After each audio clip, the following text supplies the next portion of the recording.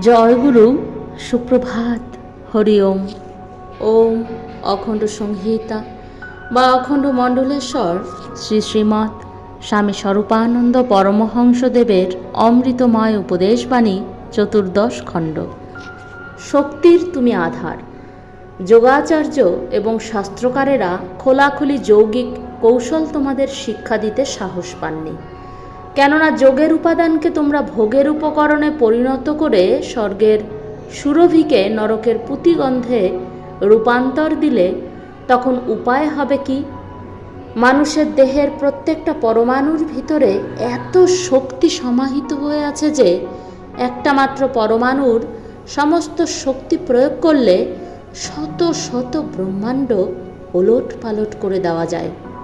যেই নিজেকে তুমি অতি দুর্বল ভাবছ, সেই তোমার শরীরের যে কোনো অঙ্গের একটা পরমাণুর শক্তি যদি পূর্ণত জাগ্রত হয়, তাহলে শত ঐরাবত তার বেগ সামলাতে পারবে না। শক্তির তুমি অফুরন্ত আধার, অথচ নিজ পরিচয় জানো না বলে অন্তর্ভরা কত তোমার হতাশা, কত তোমার বিষাদ, কত তোমার দৈন্য। হরি ওম।